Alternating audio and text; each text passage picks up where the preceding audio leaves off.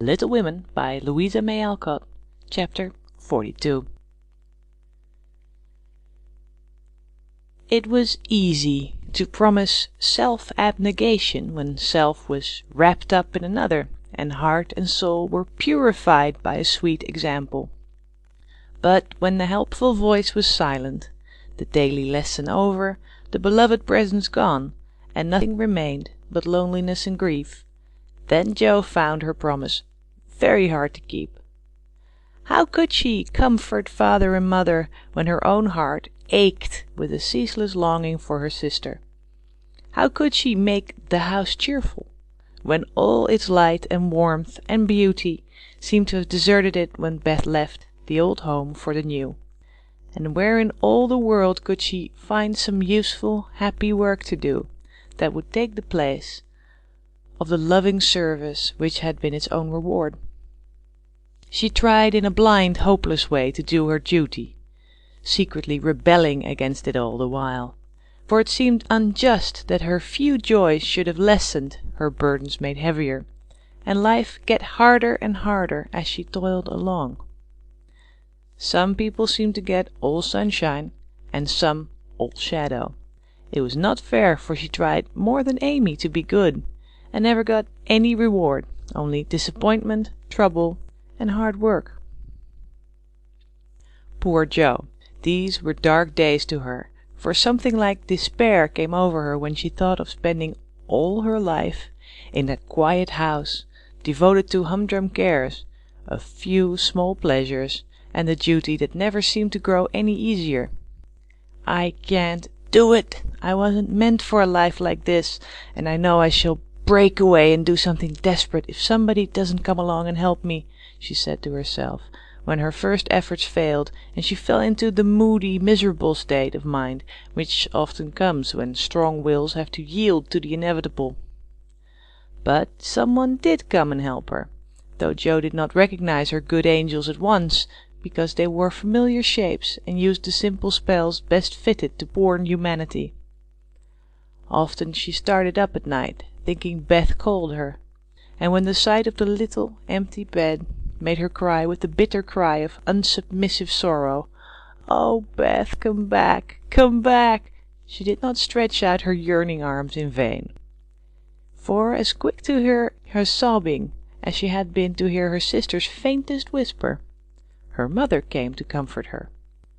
Not with words only, but the patient tenderness that soothes by a touch, tears that were mute reminders of a greater grief than Jo's, and broken whispers more eloquent than prayers, because hopeful resignation went hand in hand with natural sorrow.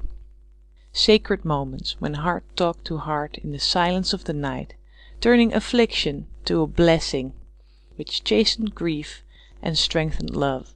Feeling this, Jo's burden seemed easier to bear, duty grew sweeter, and life looked more endurable, seen from the safe shelter of her mother's arms. When aching heart was a little comforted, troubled mind likewise found help, for one day she went to the study, and leaning over the good grey head, lifted to welcome her with a tranquil smile, she said very humbly, "Father, talk to me as you did to Beth. I need it more than she did, for I'm all wrong." "My dear, nothing can comfort me like this," he answered, with a falter in his voice, and both arms round her, as if he too needed help, and did not fear to ask for it.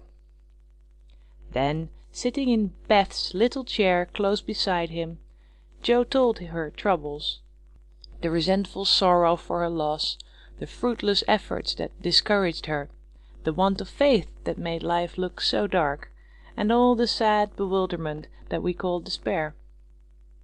She gave him entire confidence.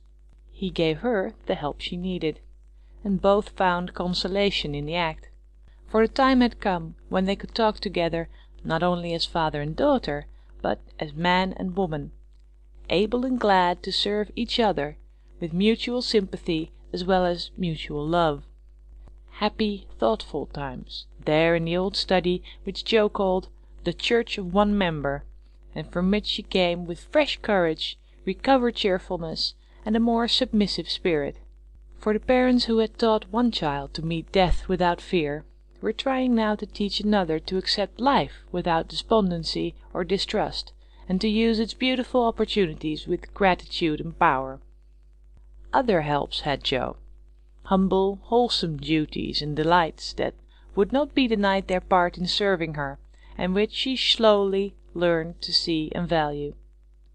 Brooms and dishcloths never could be as distasteful as they once had been, for Beth had presided over both, and something of her housewifely spirit seemed to linger around the little mop and the old brush, never thrown away. As she used them, Jo found herself humming the songs Beth used to hum, imitating Beth's orderly ways, and giving the little touches here and there that kept everything fresh and cosy, which was the first step to making home happy, though she didn't know it till Hannah said, with an approving squeeze of the hand, "You thoughtful creetur, you're determined we shan't miss that dear lamb if you can help it. We don't say much, but we see it, and the Lord will bless you for it, see if he don't." As they sat sewing together, Jo discovered how much improved her sister Meg was, how well she could talk, how much she knew about good, womanly impulses, thoughts and feelings, how happy she was in husband and children, and how much they were all doing for each other. Marriage is an excellent thing after all. I wonder if I should blossom out half as well as you have if I tried it? Always provisin' I could, said Jo, as she constructed a kite for Demi in the topsy-turvy nursery. It's just what you need to bring out the tender womanly half of your nature, Jo. You are like a chestnut burr, prickly outside, but silky soft within, and a sweet kernel. If one can only get at it. Love will make you show your heart one day, and then the rough burr will fall off. Frost opens chestnut burrs, ma'am, and it takes a good shake to bring them down. Boys go nutting, and I don't care to be bagged by them, returned Jo, pasting away at the kite which no wind that blows would ever carry up, for Daisy had tied herself on as a bob.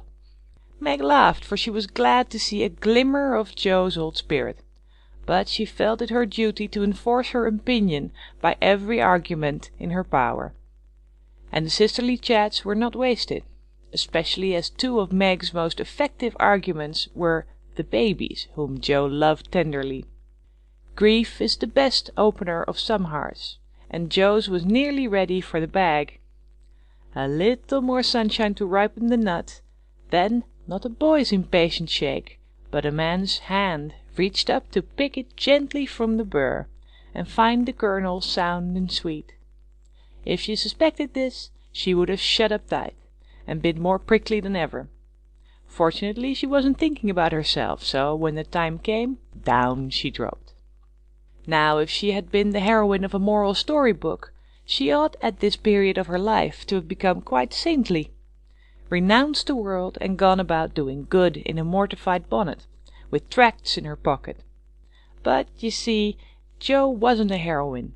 She was only a struggling human girl like hundreds of others, and she just acted out her nature, being sad, cross, listless, or energetic as the mood suggested. It's highly virtuous to say we'll be good, but we can't do it all at once, and it takes a long pull, a strong pull, and a pull all together before some of us even get our feet set in the right way. Jo had got so far. She was learning to do her duty, and to feel unhappy if she did not. But to do it cheerfully, that was another thing. She had often said she wanted to do something splendid, no matter how hard, and now she had her wish, for what could be more beautiful than to devote her life to father and mother, trying to make home as happy to them as they had to her, and if difficulties were necessary to increase the splendor of the effort, what could be harder for a restless, ambitious girl than to give up her own hopes, plans and desires, and cheerfully live for others? Providence had taken her at her word. Here was a task, not what she expected, but better because self had no part in it. Now how could she do it? She decided that she would try, and in her first attempt she found the helps I have suggested. Still another was given her, and she took it, not as a reward, but as a comfort, as Christian took the refreshment afforded by the little arbour where he rested as he climbed the hill called Difficulty. "Why don't you write? That always used to make you happy," said her mother once, when the desponding fit overshadowed Joe. "I've no heart to write, and if I had, nobody cares for my things." "Well, we do. Write something for us, and never mind the rest of the world. Try it, dear. I'm sure it would do you good, and please us very much." "Don't believe I can." But Jo got out her desk and began to overhaul her half-finished manuscripts. An hour afterward her mother peeped in, and there she was, scratching away, with her black pinafore on, and an absorbed expression, which caused Mrs. March to smile and slip away, well pleased with the success of her suggestion.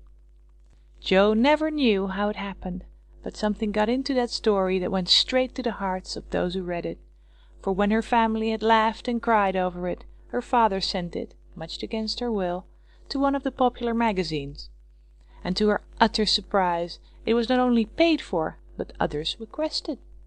Letters from several persons, whose praise was honour, followed the appearance of the little story. Newspapers copied it, and strangers as well as friends admired it.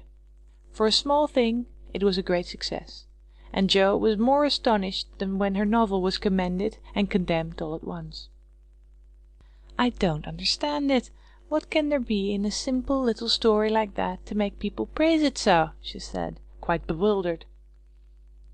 "There is truth in it, Jo. That's the secret. Humour and pathos make it alive, and you have found your style at last. You wrote with no thoughts of fame or money, and put your heart into it, my daughter. As you have had the bitter, now comes the sweet. Do your best, and grow as happy as we are in your success. If there's anything good or true in what I write, it isn't mine. I owe it all to you and Mother and Beth," said Jo, more touched by her father's words than by any amount of praise from the world. So taught by love and sorrow, Jo wrote her little stories, and sent them away to make friends for themselves and her, finding it a very charitable world to such humble wanderers, for they were kindly welcomed, and sent home comfortable tokens to their mother, like dutiful children whom good fortune overtakes. When Amy and Laurie wrote of their engagement, Mrs. March feared that Jo would find it difficult to rejoice over it, but her fears were soon set at rest, for though Jo looked grave at first, she took it very quietly, and was full of hopes and plans for "the children" before she read the letter twice. It was a sort of written duet, wherein each glorified the other in lover-like fashion, very pleasant to read and satisfactory to think of, for no one had any objection to make. "You like it, Mother?" said Jo, as they laid down the closely written sheets and looked at one another. "Yes, I hoped it would be so, ever since Amy wrote that she had refused Fred. I felt sure then that something better than what you call the mercenary spirit had come over her, and a hint here and there in her letters made me suspect that love and Laurie would win the day." "How sharp you are, Marmee, and how silent! You never said a word to me. Mothers have need of sharp eyes and discreet tongues when they have girls to manage. I was half afraid to put the idea into your head, lest you should write and congratulate them before the thing was settled. I am not the scatterbrain I was, you may trust me. I'm sober and sensible enough for anyone's confidant now." "So you are, my dear, and I should have made you mine, only I fancied it might pain you to learn that your Teddy loved someone else." "Now, Mother, did you really think I could be so silly and selfish, after I'd refused his love, when it was freshest, if not best?" "I knew you were sincere then, Jo, but lately I have thought that if he came back and asked again, you might perhaps feel like giving another answer. Forgive me, dear, I can't help seeing that you are very lonely, and sometimes there is a hungry look in your eyes that goes to my heart, so I fancied that your boy might fill the empty place if he tried now." "No, Mother, it is better as it is, and I'm glad Amy has learned to love him. But you are right in one thing. I am lonely, and perhaps if Daddy had tried again I might have said yes. Not because I love him any more, but because I care more to be loved than when he went away. I'm glad of that, Joe, for it shows you are getting on. There are plenty to love you, so try and be satisfied with father and mother, sisters and brothers, friends and babies, till the best lover of all comes to give you your reward. Mothers are the best lovers in the world, but I don't mind whispering to Marmee that I'd like to try all kinds. It's very curious, but the more I try to satisfy myself with all sorts of natural affections, the more I seem to want. I'd no idea hearts could take in so many. Mine is so elastic it never seems full now, and I used to be quite contented with my family. I don't understand it. I do, and Mrs. March smiled her wise smile as Joe turned back the leaves to read what Amy said of Laurie. It is so beautiful to be loved as Laurie loves me. He isn't sentimental, doesn't say much about it, but I see and feel it in all he says and does, and it makes me so happy and so humble that I don't seem to be the same girl I was. I never knew how good and generous and tender he was till now, for he lets me read his heart, and I find it full of noble impulses and hopes and purposes, and I'm so proud to know it's mine. He says he feels as if he could make a prosperous voyage now, with me aboard as mate, and lots of love for ballast. I pray he may, and try to be all he believes me, for I love my gallant captain with all my heart and soul and might, and never will desert him, while God lets us be together. Oh, mother, I never knew how much like heaven this world could be, when two people love and live for one another. And that's our cool, reserved, and worldly Amy. Truly, love does work miracles. How very, very happy they must be. And Joe laid the rustling sheets together with a careful hand, as one might shut the covers of a lovely romance, which holds the reader fast till the end comes, and he finds himself alone in the workaday world again. By and by Joe roamed away upstairs, for it was rainy and she could not walk. A restless spirit possessed her, and the old feeling came again, not bitter as it once was, but a sorrowfully patient wonder why one sister should have all she asked, the other nothing. It was not true, she knew that and tried to put it away, but the natural craving for affection was so strong, and Amy's happiness woke the hungry longing for someone to love with heart and soul and cling to while God let them be together. Up in the garret where Joe's unquiet wanderings ended stood 4 little wooden chests in a row, each marked with its owner's name, and each filled with relics of the childhood and girlhood ended now for all. Joe glanced into them, and when she came to her own, leaned her chin on the edge, and stared absently at the chaotic collection, till a bundle of old exercise books caught her eye. She drew them out, turned them over, and relived that pleasant winter at kind Mrs. Kirk's. She had smiled at first, then she looked thoughtful, next sad, and when she came to a little message written in the professor's hand, her lips began to tremble, the book slid out of her lap, and she sat looking at the friendly words, as it took a new meaning, and touched a tender spot in her heart. "Wait for me, my friend. I may be a little late, but I shall surely come." Oh, if only he would! So kind, so good, so patient with me always, my dear old Fritz. I didn't value him half enough when I had him, but now how I should love to see him, for everyone seems going away from me, and I'm all alone. And holding the little paper fast, as if it were a promise yet to be fulfilled, Joe laid her head down on a comfortable rag bag, and cried, as if in opposition to the rain pattering on the roof. Was it all self-pity, loneliness, or low spirits? Or was it the waking up of a sentiment which had bided its time as patiently as its inspirer? Who shall say? End of chapter 42.